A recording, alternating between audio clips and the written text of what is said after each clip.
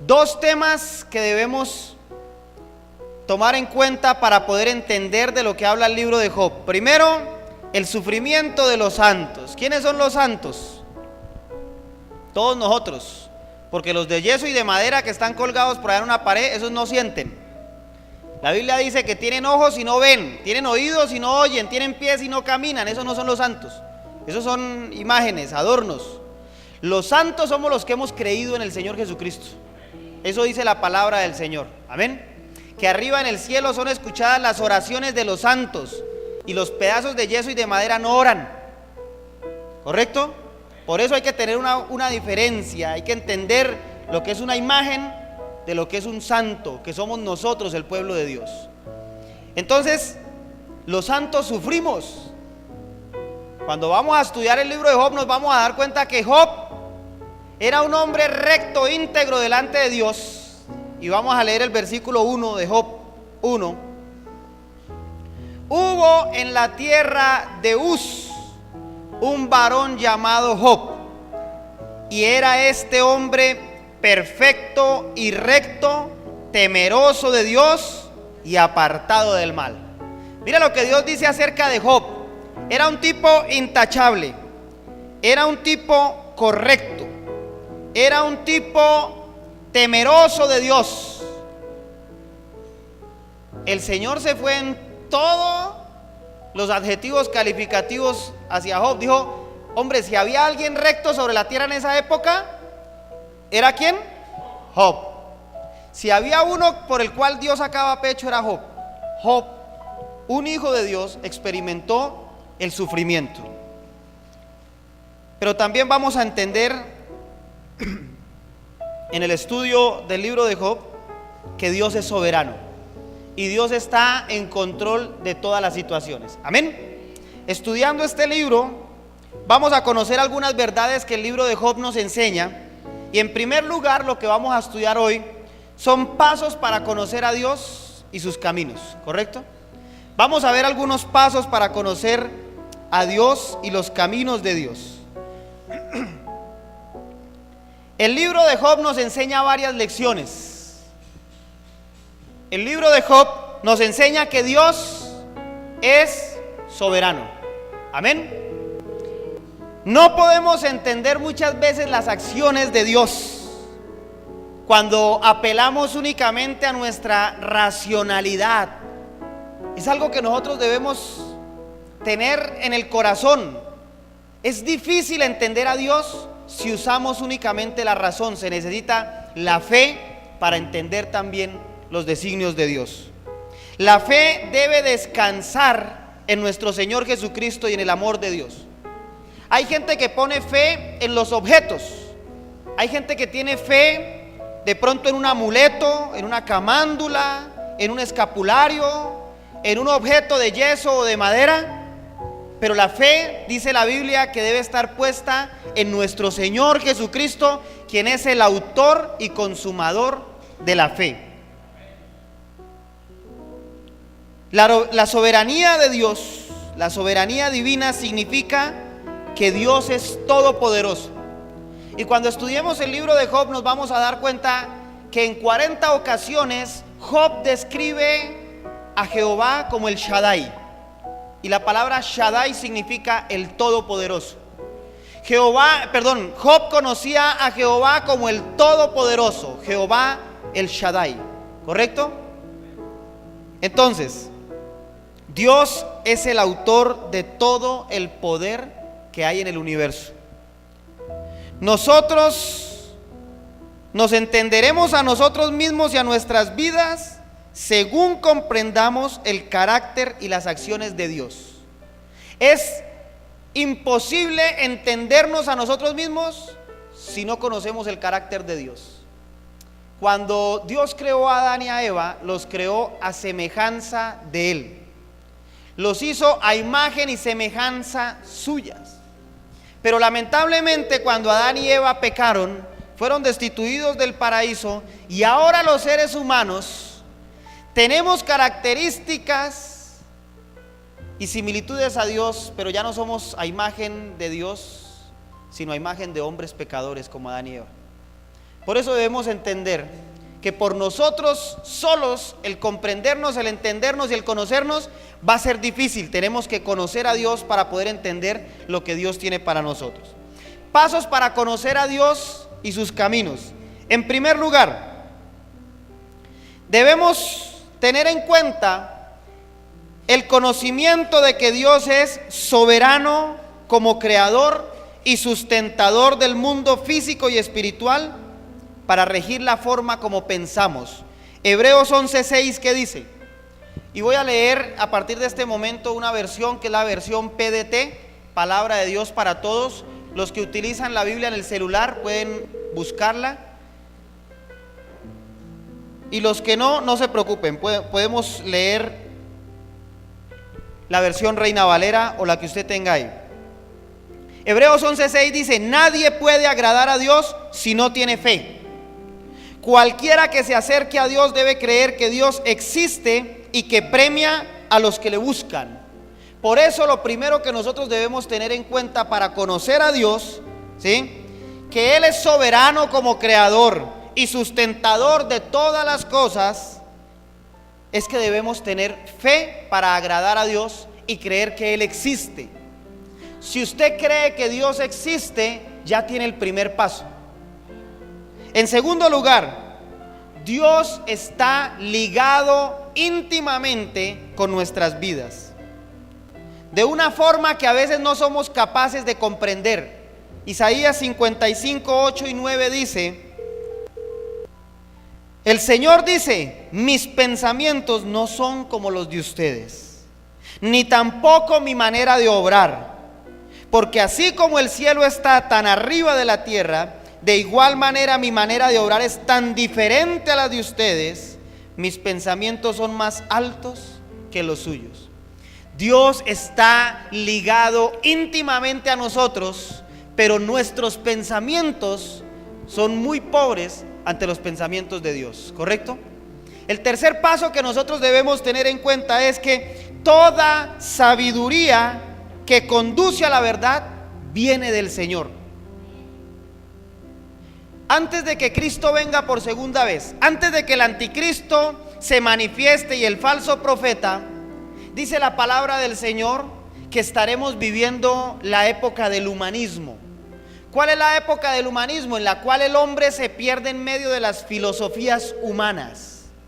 Entonces, cada hombre y mujer está apelando a la filosofía del hombre para poder justificar sus obras. El aborto es legal. ¿Por qué? Porque alguien quiere justificar su mala decisión o un acto irresponsable. Entonces, no, es que yo no puedo traer ese hijo en este momento al mundo, y justifican sus obras basados en filosofías que otros les fortalecen, ¿no? ¿Para qué traer hijos a este mundo a sufrir si usted no es capaz de sostenerlo, si usted no es capaz de sustentarlo? Y toman filosofías de pensamiento y raciocinio de hombres para justificar sus malas obras. Toda la soberanía de Dios y toda la sabiduría que es verdadera conducen a Jehová, al Señor Dios Todopoderoso, el Shaddai, ¿correcto? En cuarto lugar, la única manera en que una persona puede conocer y comprender a Dios es a través de la revelación. Juan 16, 12 al 14 dice algo que debemos tener presente en nuestras vidas. Yo todavía tengo mucho que decirles, dijo Jesús, pero ahora sería demasiado para ustedes. Cuando venga el Espíritu de la verdad, los guiará a toda la verdad. El Espíritu no hablará por su propia cuenta, sino que dirá solo lo que oiga y les anunciará lo que va a suceder después. Él recibirá de mí lo que les diga y así me honrarán. Para poder comprender las Escrituras, mis amados hermanos, para poder entender lo que le sucedió a Job en su vida y para poder entender lo que nos pasa a muchos de nosotros a diario, la única manera de poder comprender y entender cada situación en nuestras vidas es teniendo la revelación que es por medio del Espíritu Santo de Dios para los hombres. Ahora, Este tipo de revelación no se trata de que un hombre se levante y profetice en nombre de Dios. Se trata de la revelación que el Espíritu Santo de Dios da a nosotros por medio de las Escrituras, entiéndame bien. Apocalipsis dice que la palabra profética más exacta es ¿cuál? Jesucristo es la palabra profética más exacta.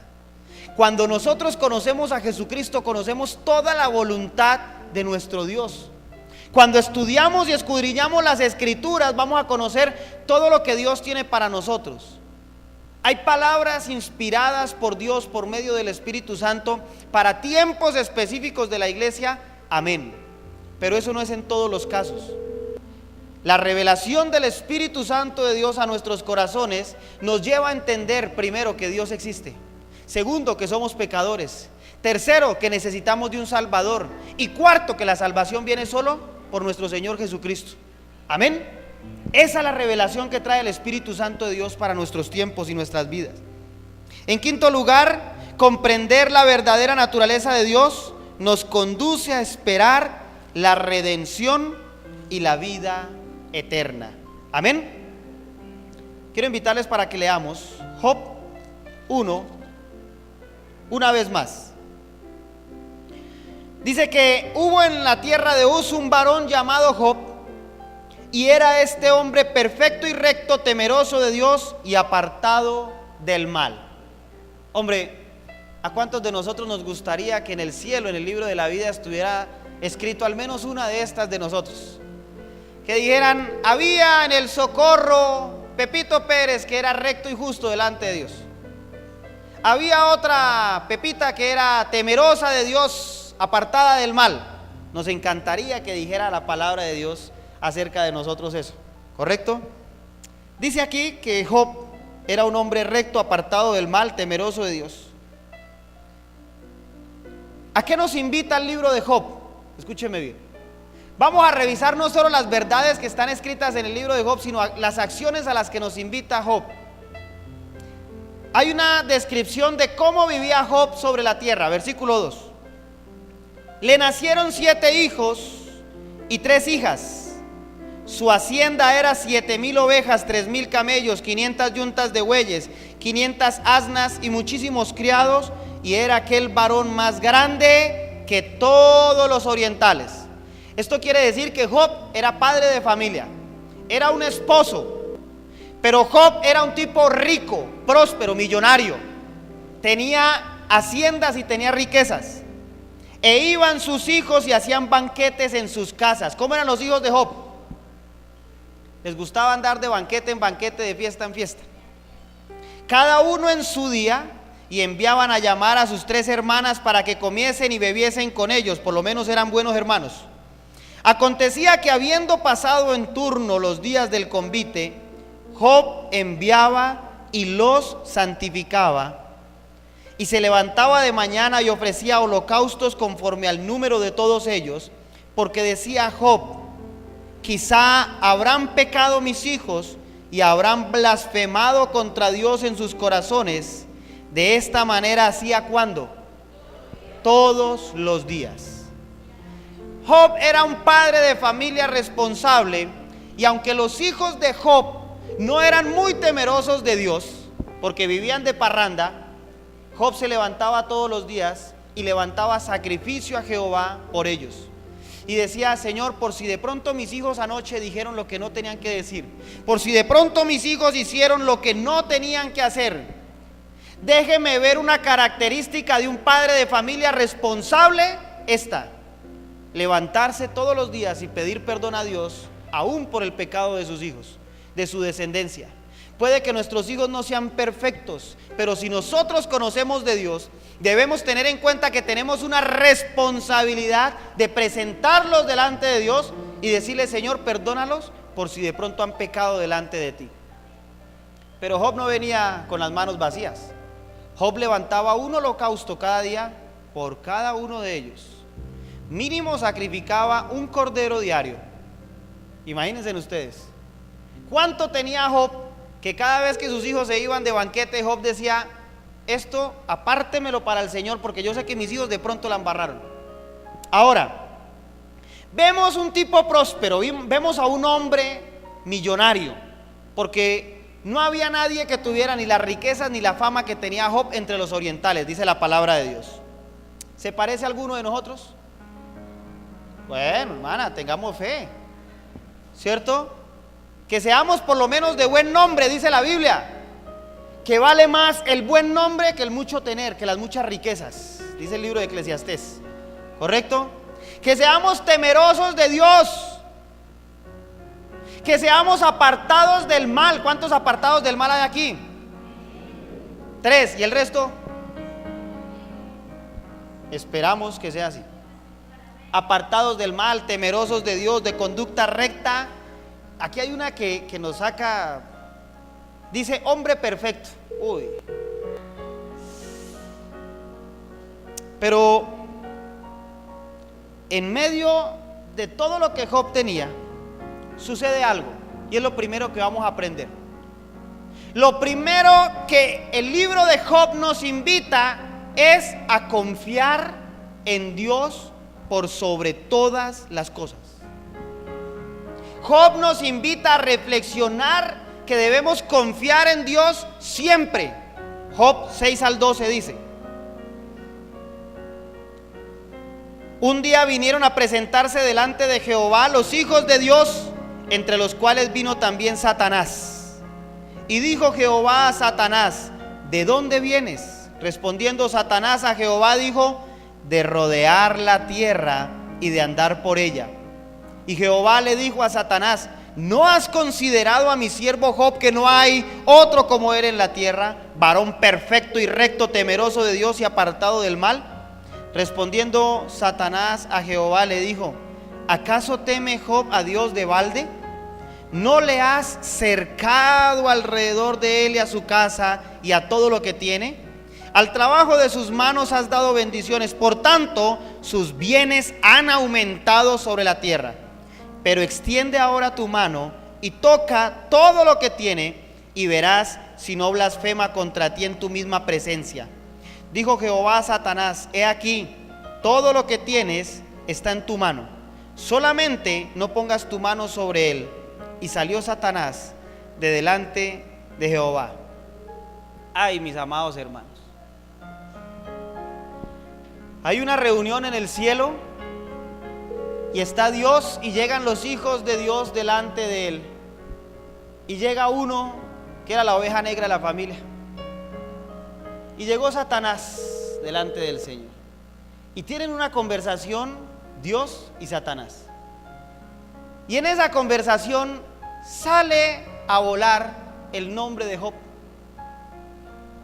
¿Cuántas conversaciones estarán sucediendo arriba en el cielo que nuestro nombre sale a relucir? Y dice la palabra de Dios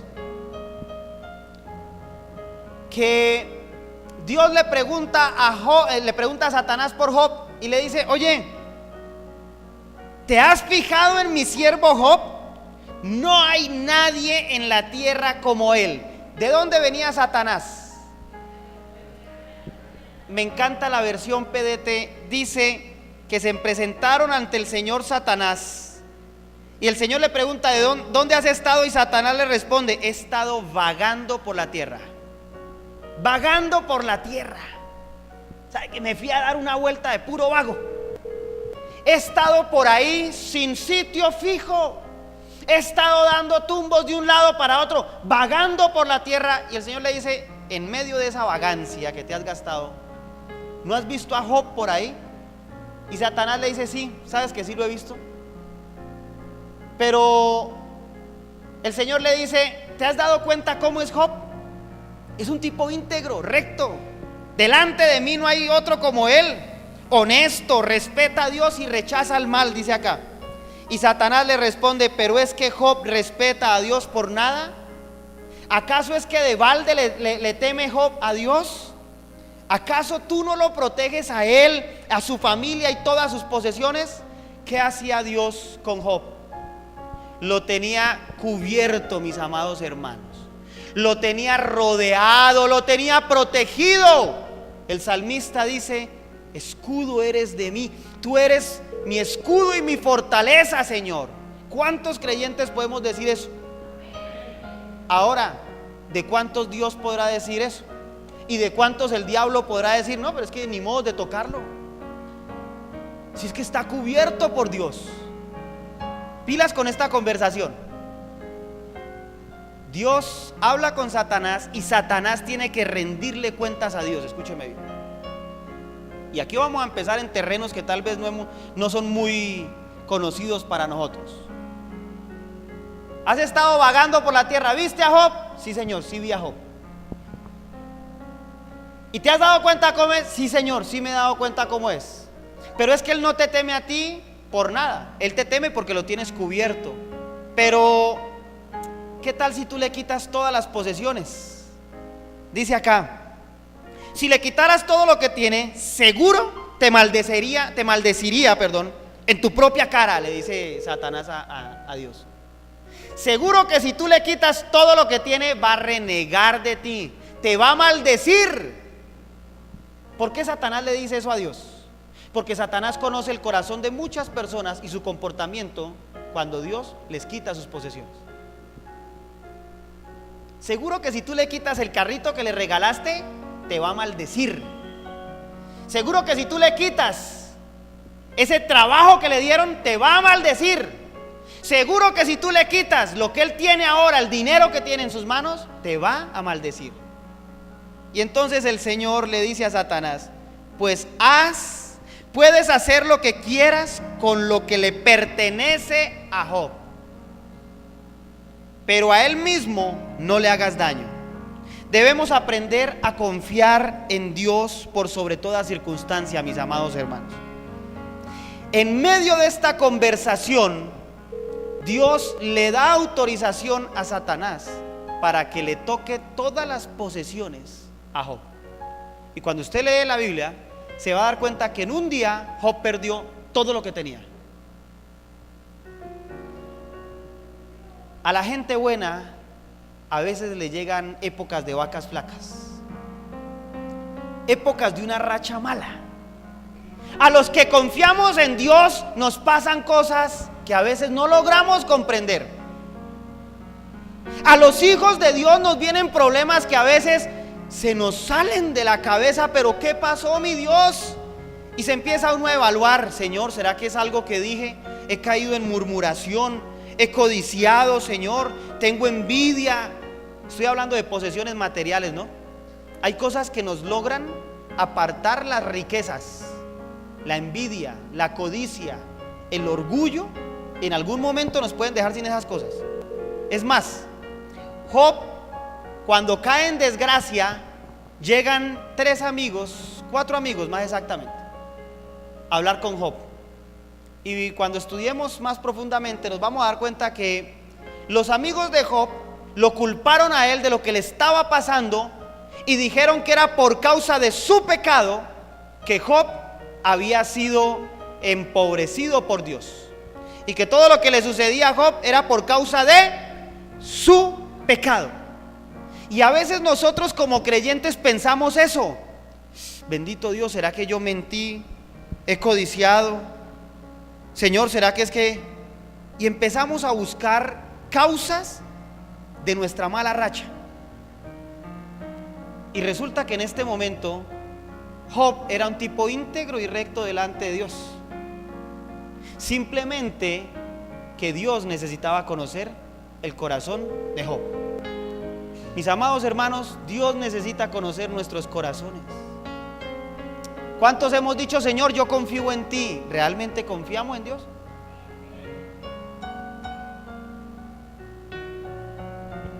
¿Realmente confiamos en Dios? Pues es que Satanás conoce el corazón de muchos, y Satanás dijo: ¿sabes qué?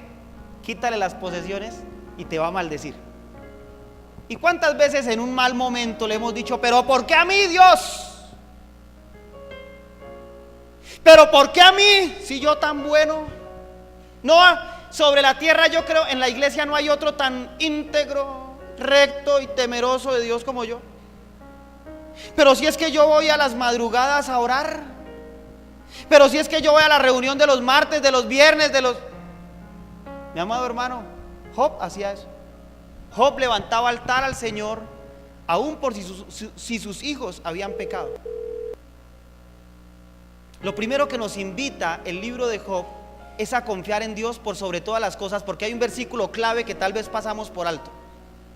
El versículo 12 dice: puedes hacer lo que quieras con lo que le pertenece a Job, pero a él mismo no le hagas daño. Mis amados hermanos, Dios tiene control sobre nuestras vidas. Dios le coloca límites hasta dónde puede llegar el enemigo contra nosotros, ¿correcto? En segundo lugar, debemos comprender, escriba allá, dígale al que tiene a su lado, debemos comprender.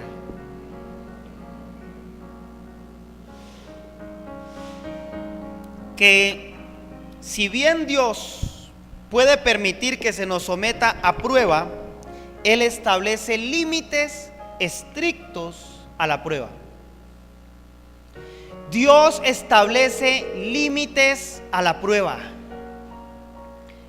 En el capítulo 2 de Job, los versículos 3 al 6, dice: entonces el Señor le dijo a Satanás: ¿te has fijado en mi siervo Job?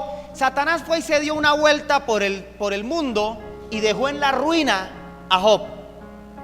Y aún así Job no renegó de Dios. Job no se puso a reclamarle a Dios. ¿Por qué? ¿Por el carrito? ¿La motico? ¿Pero por qué la casa? ¿Pero por qué el trabajo?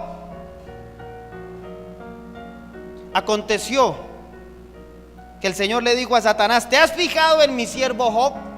Una vez más Dios tiene una conversación con Satanás. No hay como él en la tierra. Job es un hombre intachable, honesto, respeta a Dios y rechaza el mal. Se mantiene intachable a pesar de que tú trataste de convencerme de que lo destruyera sin ningún motivo. Satanás respondió al Señor: entre la bolsa o la vida, mejor dar la bolsa. Verdaderamente un hombre daría todo lo que tiene con tal de salvar su vida.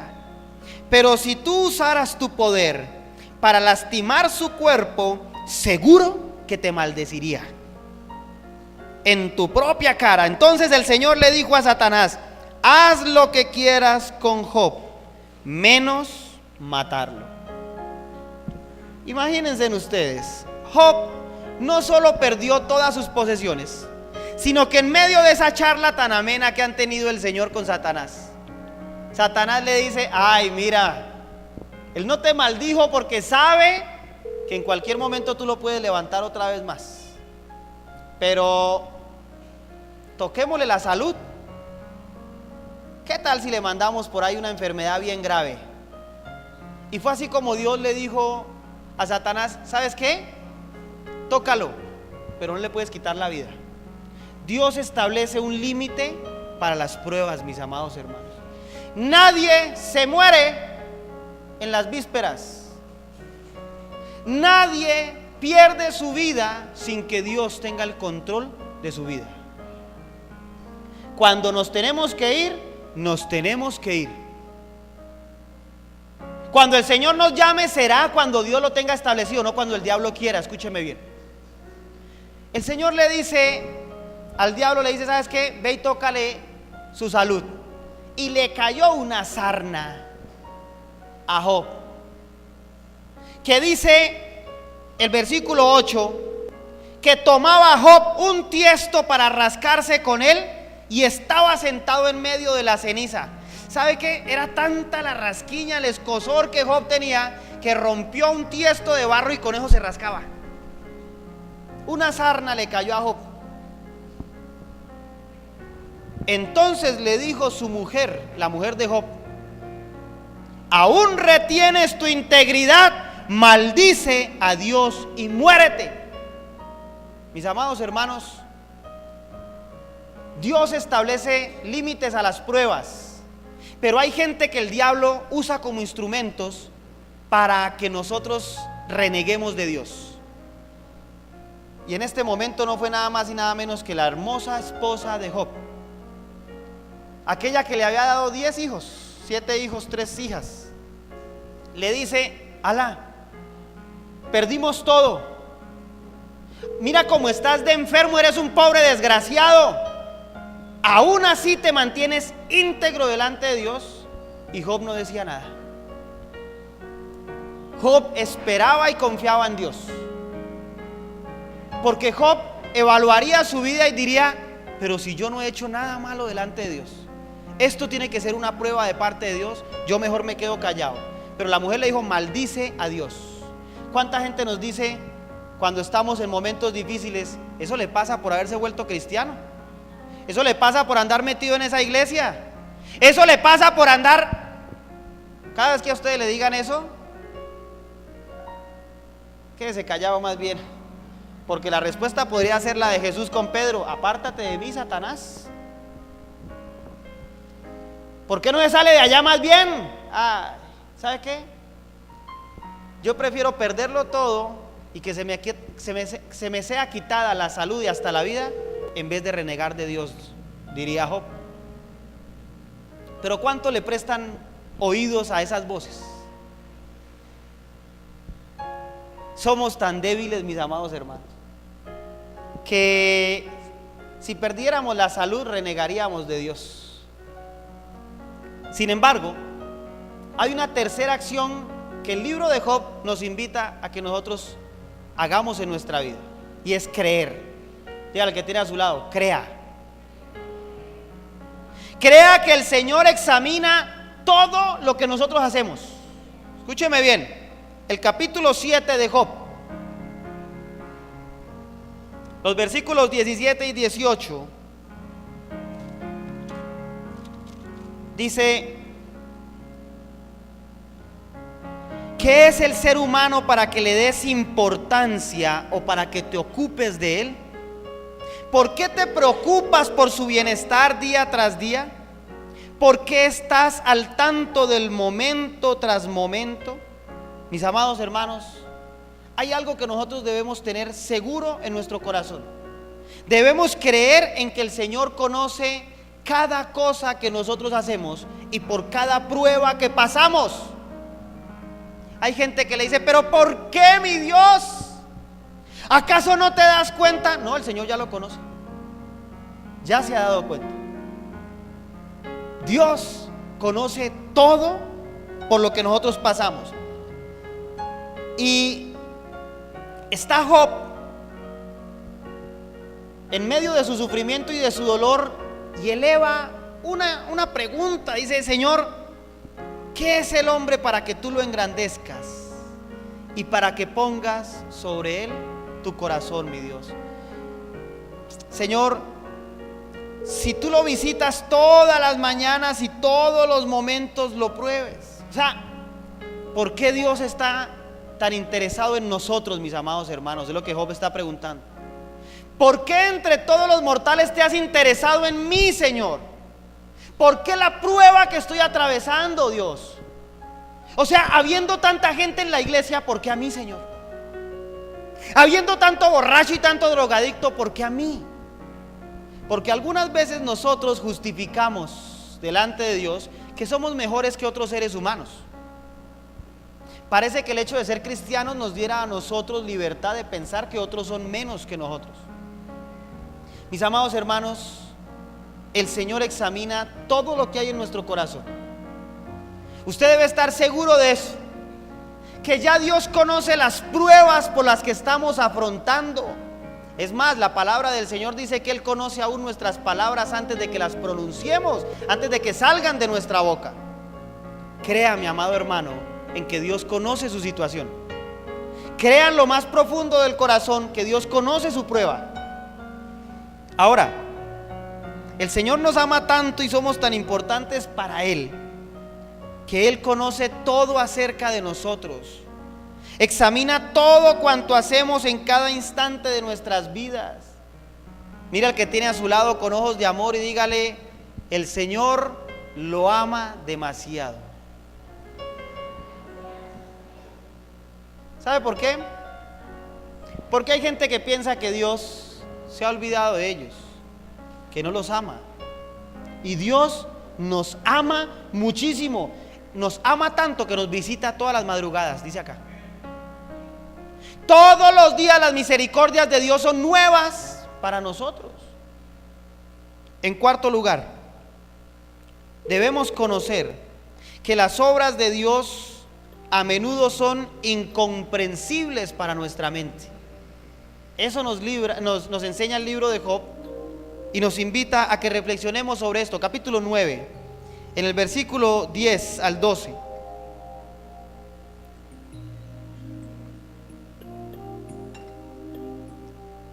Él hace grandes maravillas, cosas que la gente no puede entender. Las maravillas de Dios son innumerables. Dios pasa por mi lado y no puedo verlo. Se mueve junto a mí y no me doy cuenta. Si Él se lleva algo, ¿quién puede detenerlo? ¿Quién le pedirá cuentas de lo que Él hace?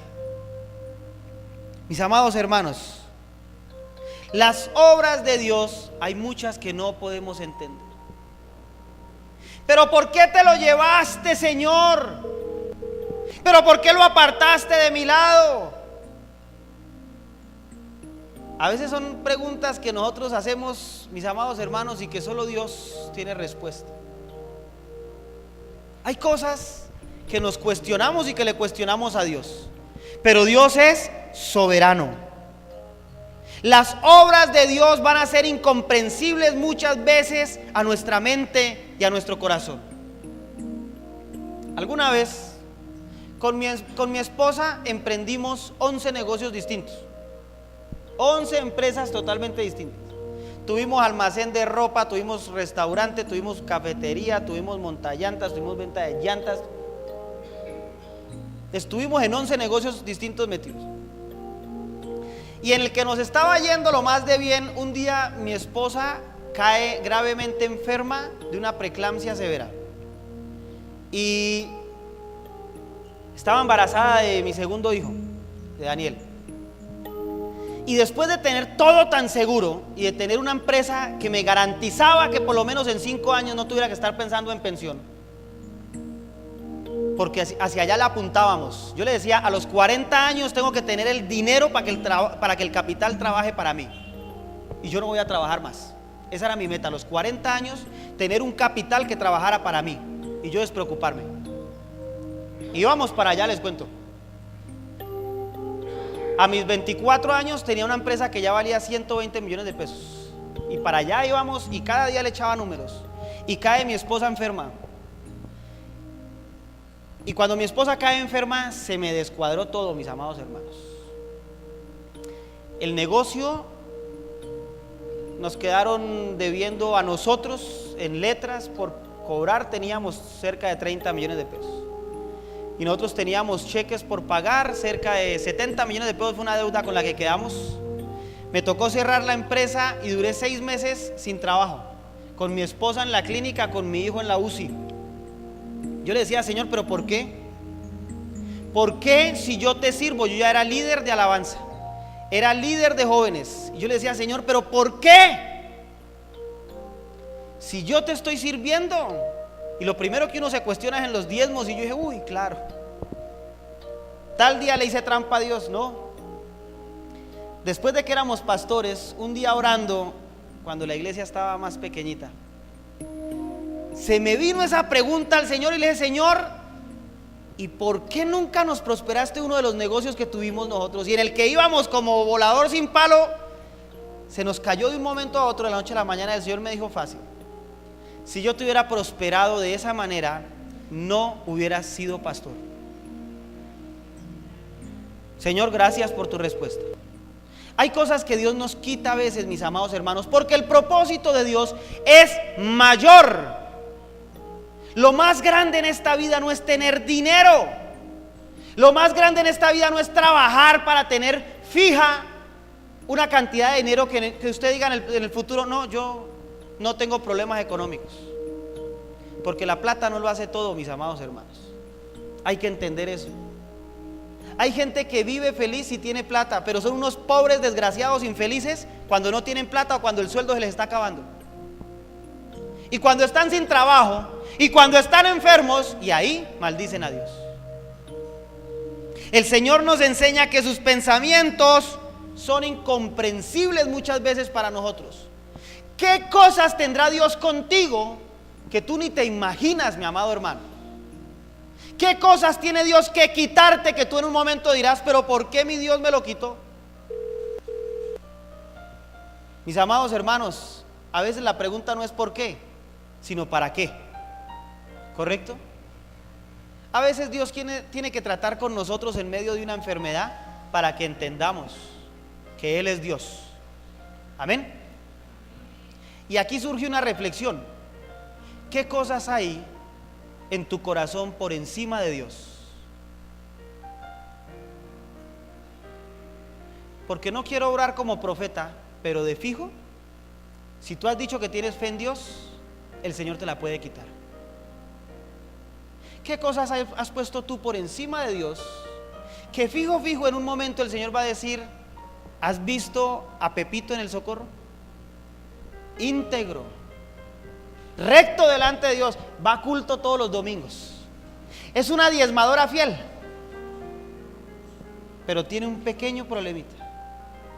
Confía en sus habilidades, en su belleza, en lo guapo, confía en esto, eso te lo va a quitar, para que te des cuenta de que Él es soberano y sus pensamientos son mucho más grandes.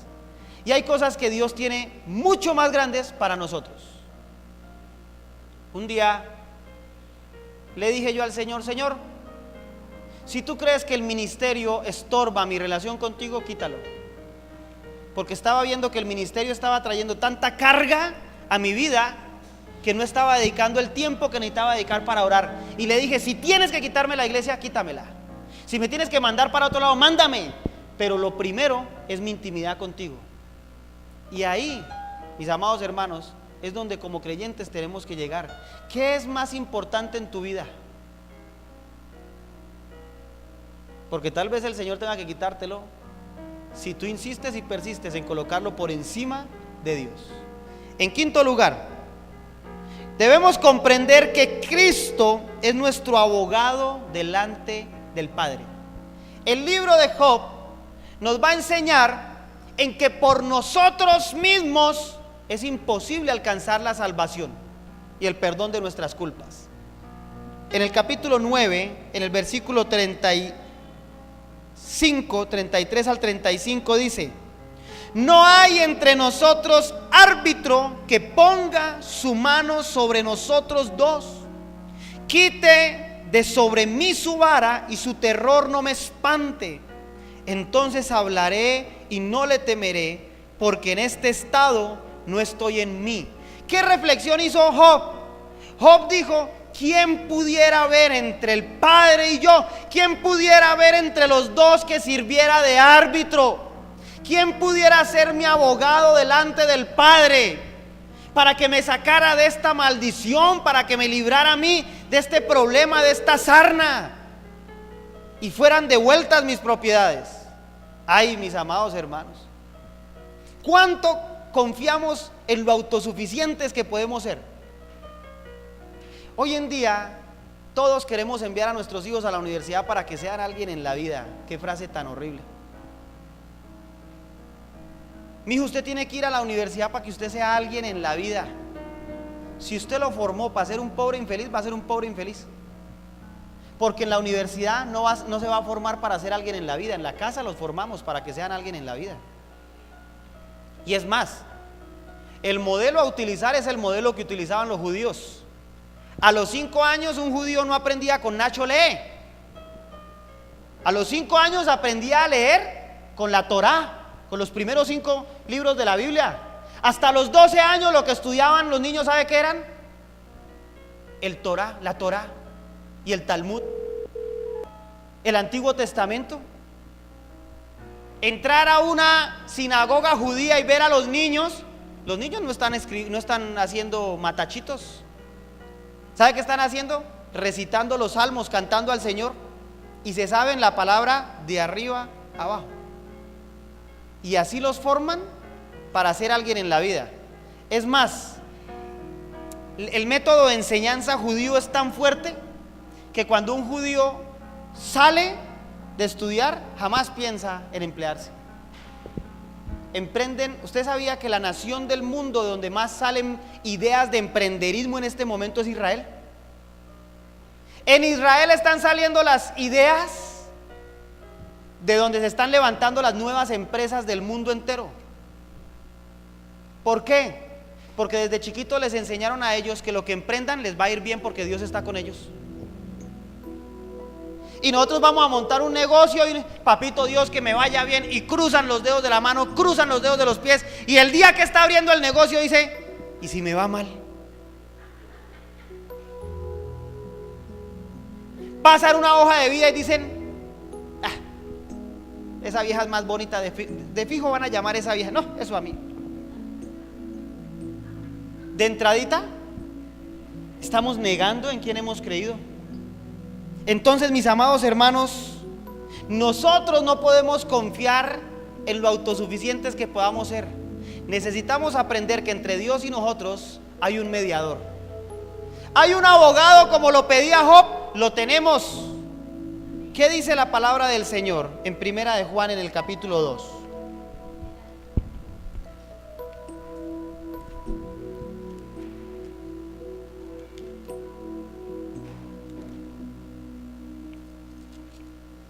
Primera de Juan, capítulo 2, el versículo 1 dice: hijitos míos, estas cosas os escribo para que no pequéis. Y si alguno hubiere pecado, abogado tenemos para con el Padre, a Jesucristo el justo. El apóstol Juan dice: yo les he escrito el evangelio, estas cartas se las he escrito para que no pequen. Pero si alguno de ustedes, por ahí sí, como dijo el chavo, sin querer queriendo peca, ¿cierto? Recuerden que tenemos un abogado para con el Padre, un mediador, Jesucristo el justo. Que nunca se nos olvide, porque el libro de Job nos enseña algo que nosotros debemos entender: que Dios es restaurador. Llegamos a la presencia de Dios llenos de pecado, con nuestras ropas inmundas, hechas un trapo de inmundicia, nuestras obras delante de Dios, y nos presentamos delante de Jesús, y la sangre del Cordero de Dios nos limpia y nos lava. Y ahora, por medio de nuestro Señor Jesucristo, podemos entrar a la presencia del Padre y ya no ser consumidos por su santidad, sino ahora ¿qué significa? Que somos adoptados, somos aceptados por el Señor. Entonces, mis amados hermanos, tenemos un mediador, Jesucristo el justo, el cual derramó su sangre para que nosotros podamos presentarnos delante del Padre. Job decía: ¿quién habrá entre nosotros dos? Porque Dios es tan grande que si sus pensamientos son superiores a los míos, ¿cómo podré yo excusarme de mi pecado delante de Él? ¿Cuántos hemos mentido alguna vez en la vida? ¿Cuántos? Uy, santísimo Dios. Pensé que estaba en una iglesia de santos. Todos hemos mentido, ¿cierto? Y por cuanto todos mentimos, la mentira es pecado delante de Dios. ¿Qué es el pecado? El pecado es una ofensa contra el Padre. ¿Cuál es la consecuencia del pecado? La muerte espiritual. ¿Qué significa la muerte? No que este cuerpo deje de vivir, no que el corazón deje de latir. La muerte significa, en el original, separación de Dios. O sea, mientras no tenemos un abogado, un mediador, estamos separados de Dios. Pero gracias al sacrificio en la cruz, tenemos un mediador entre el Padre y nosotros, Jesucristo el justo. Ahora, nosotros debemos entender y comprender, además, que sin Dios, nuestro caso, por muy favorable que parezca a nuestro favor, es desesperanzador, mis amados hermanos. Estamos perdidos si no tenemos a Cristo, porque delante del Señor ninguno de nosotros podrá justificarse. Quiero invitarle a que vayamos al capítulo 16,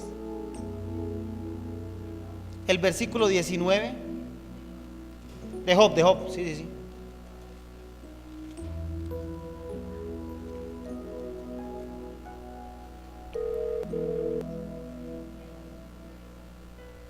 Lo que Job habla ahora y dice: mas he aquí que en los cielos está mi testigo y mi testimonio en las alturas. ¿Sabe por qué llegó Job a esa conclusión? Porque los amigos que lo habían rodeado, en vez de consolarlo, lo estaban acusando. Job estaba supremamente enfermo, estaba empobrecido totalmente. Fue tal la lástima que Job inspiró en sus amigos, que sus amigos durante 7 días estuvieron mudos delante de él, viéndolo rascarse la sarna que tenía. Y después de esos 7 días les dio por hablar, y uno a uno empezaron a acusarlo. Job, tú has hecho lo malo delante de Dios y por eso ha venido tu desgracia. Job, tú has hecho lo malo delante de Dios y por eso ha venido esa sarna delante de ti. Y en un momento Job reflexiona y dice: ay, bendito Dios, solo en los cielos está mi testigo. Y es así, mis amados hermanos. Solo en los cielos tenemos un defensor. Solo en los cielos tenemos a nuestro amado Señor Jesucristo, quien nos puede liberar. Amén. Entonces, mis amados hermanos, hay acciones que Job nos invita a que tengamos en cuenta. Primero, confiar en Dios. Segundo, comprender que Dios puede permitir que seamos sometidos a prueba. Tercero, que creamos en que el Señor examina todo cuanto nosotros hacemos. En cuarto, debemos conocer que las obras de Dios son incomprensibles para la mente humana. En quinto lugar, comprender que Dios es el creador de todos los seres humanos. Capítulo 31 de Job, versículo 15.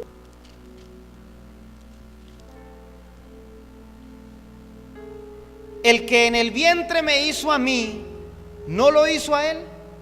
¿Y no nos dispuso uno mismo en la matriz? Mis amados hermanos, Dios nos puso en el vientre de nuestras madres, nos llenó de su Santo Espíritu, sopló espíritu de vida en nosotros. Él es el que nos formó.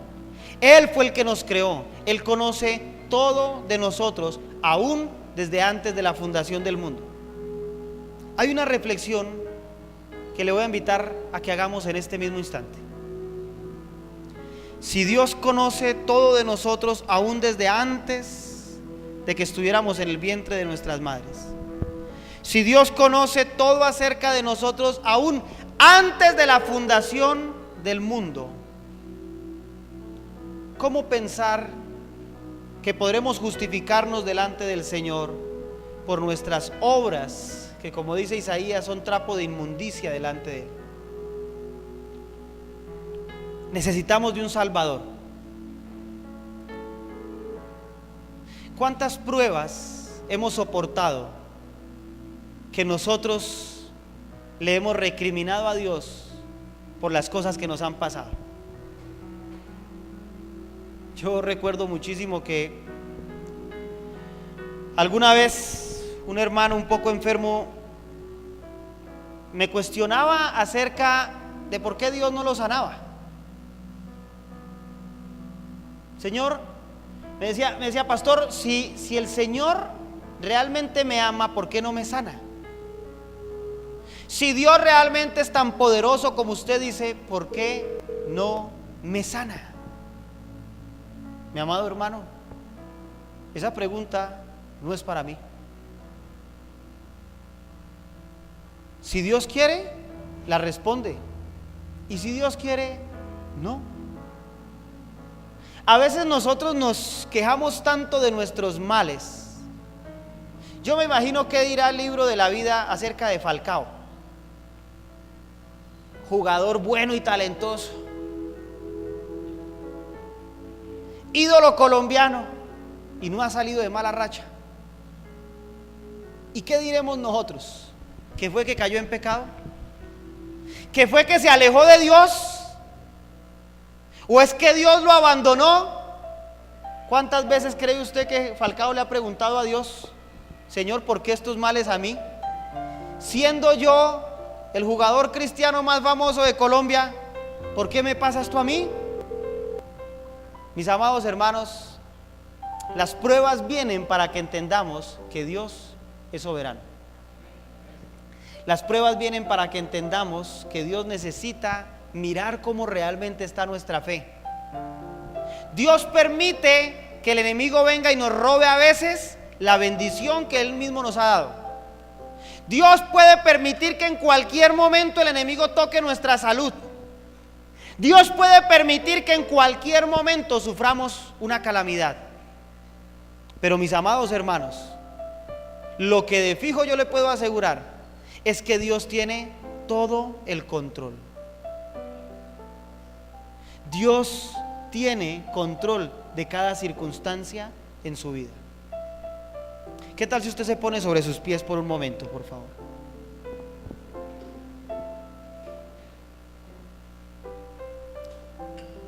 Quiero invitarle para que cierre sus ojos por un momento, por favor.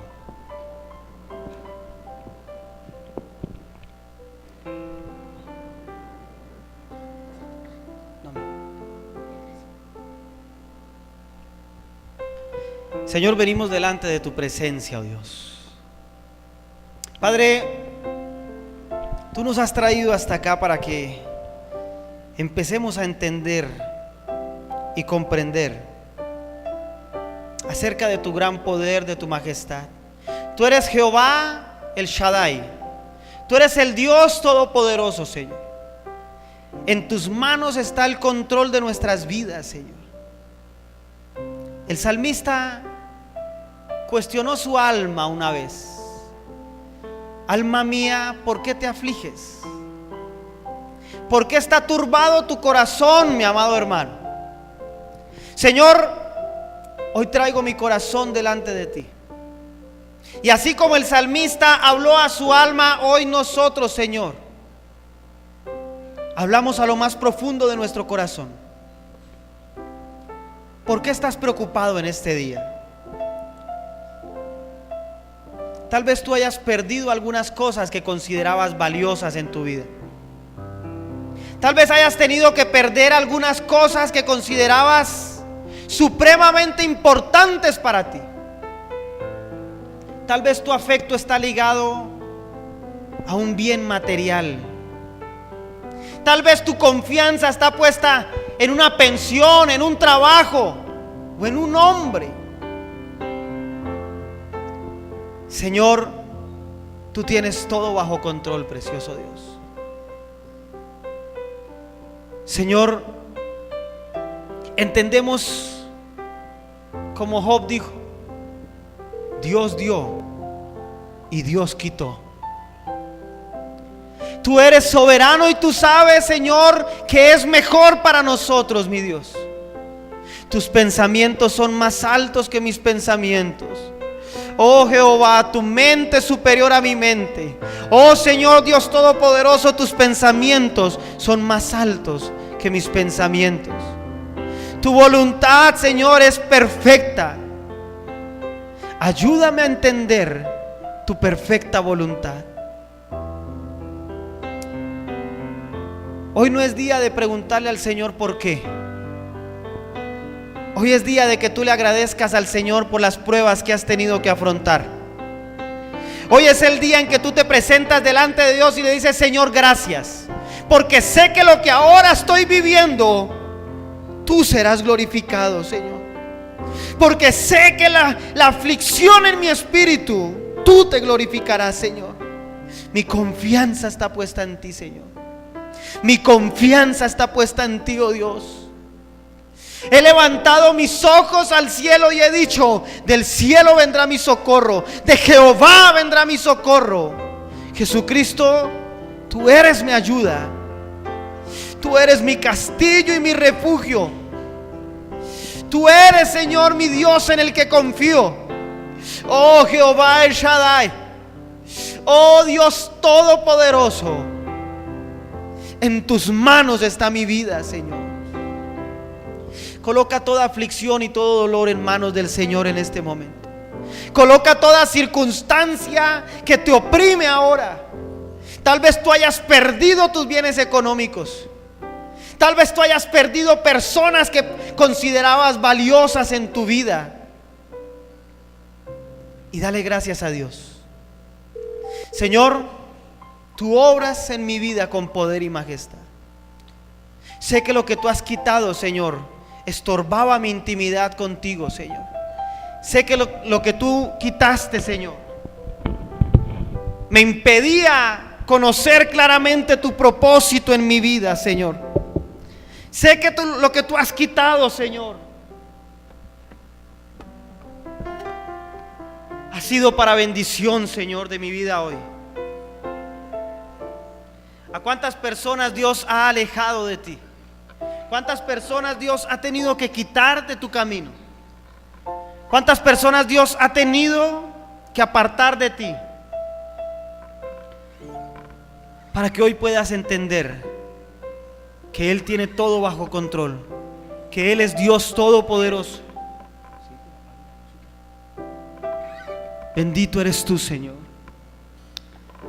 Y cuánto necesitamos aprender a confiar en ti, Señor. Cuánto necesito aprender a esperar en ti. ¿Qué tal si tú le dices al Señor hoy: Señor, yo quiero aprender a esperar pacientemente el cumplimiento de tus promesas, la bendición tuya sobre nuestras vidas?